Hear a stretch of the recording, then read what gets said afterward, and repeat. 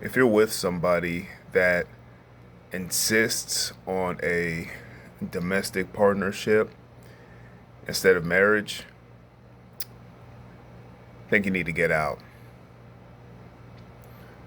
But before I go on, let me start with the elephant in the room. Something I like to do, hit the elephant in the room. Let's start with the term partner. I'm not down with the term partner. You hear it a lot more in today's culture. People don't want to identify as, someone being their boyfriend or their girlfriend. They want to use partner.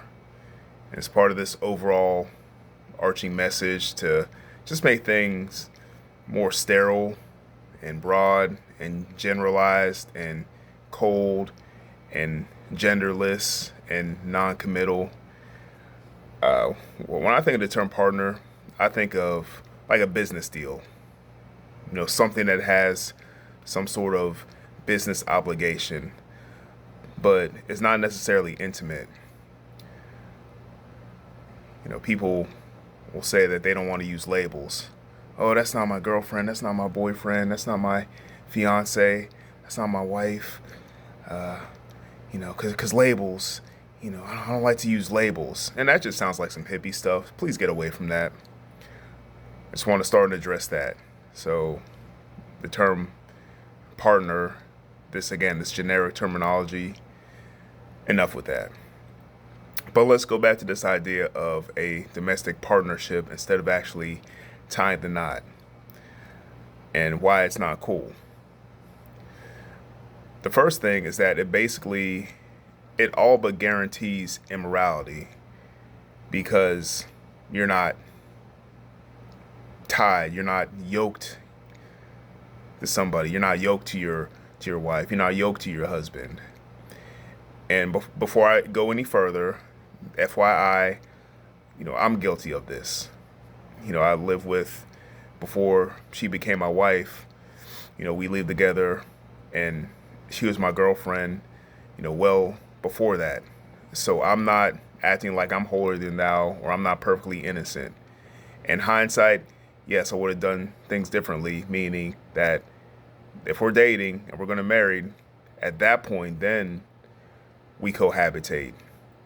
So that's just me being frank with you guys and admitting that I would have done things differently. But now that I know better, I know that that should not be the rule. Now, praise God that me and my wife, we've been married for many a year and it worked out. There was no immorality or anything within our marriage, and that's a beautiful thing. But I will say that that is the exception more than the rule. This whole idea that you're just going to shack up with your girlfriend or women that you're going to shack up with your boyfriend, and it's basically like being married without putting the label on it, we got to get away from that. If you really love your boyfriend or your girlfriend, tie the knot. Set a date sooner rather than later and just make it happen. Tie the knot. Stop giving yourself an out. And frankly, just from my perspective, I would be embarrassed if I was with a woman for multiple years and she didn't want to officially take my last name and be married to me. Like, I would think that's some kind of a cop out. Like, what are you plotting? Do you have one foot out the door? Like, these are the kind of thoughts that would go through my head. And I think if you're any kind of reasonable person, you got to be thinking like that. I made a video earlier about not treating marriage like an NFL contract. In other words, stop thinking with this mindset that you need to have a way out. You need to have some kind of escape route, like a fire exit. Don't think of marriage like that. And the same thing, you shouldn't be thinking of a boyfriend-girlfriend relationship in the same way. Too many people nowadays, and I'm just going to come out and say it, too many people want the perks, but they don't want the commitment.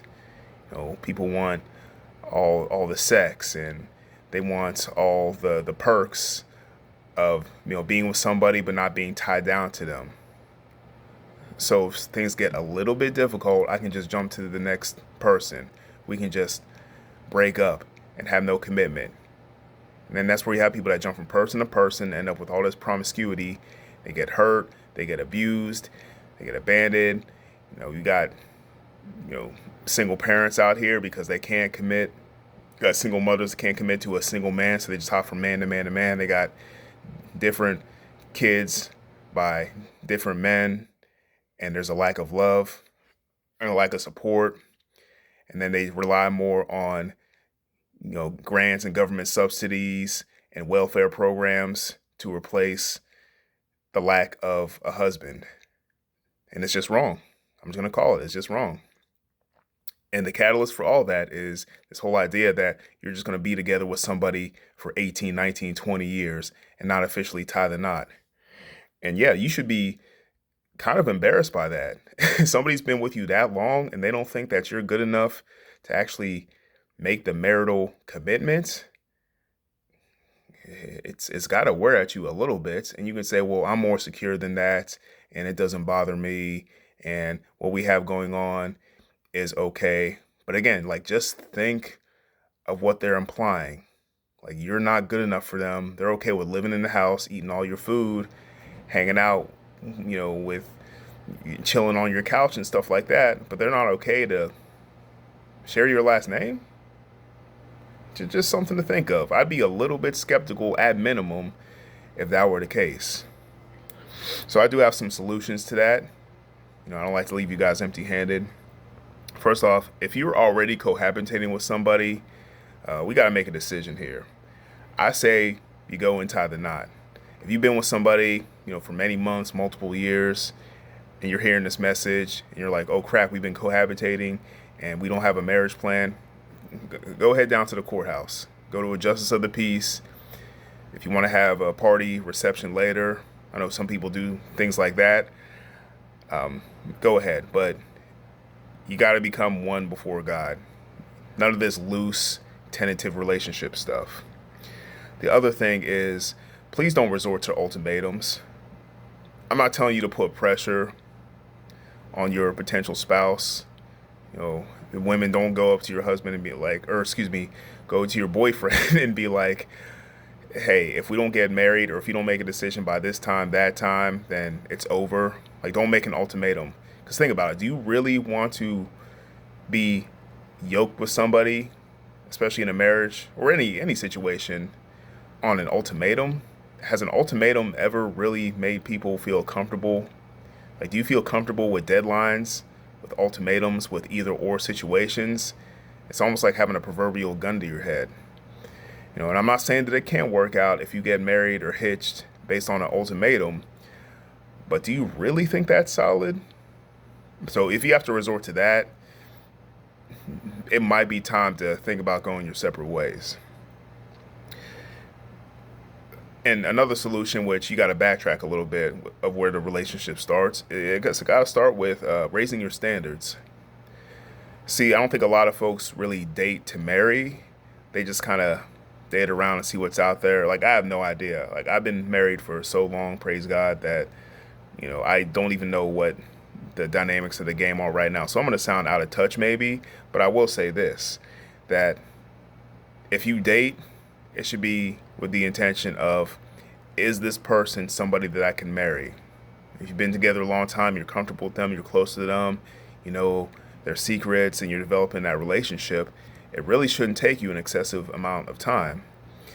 But if you're dating just to see where things go, you don't have a plan, you don't have conviction, you don't have a moral base, you don't have a biblically sound base, you're just kind of playing Russian roulette at that point. You don't know what to expect. You don't know where it's going to go. And then you'll just get dragged along. So then you start with this whole domestic partnership stuff. Your boyfriend, starts, leaving his stuff over your place or vice versa.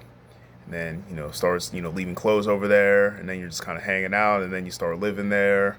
And pretty soon, like, you're shacked up. And then you just get too lazy to actually do the deed. It's too much of a cop-out. I don't like cop-outs, neither should you. Young ladies that are jumping back and forth from relationship to relationship, hoping this is going to be the one, making compromises. Same thing with young men who are dating just to, I don't know, just to be a player, just to be going from woman to woman and don't have any plans or intention to commit. You got to stop it.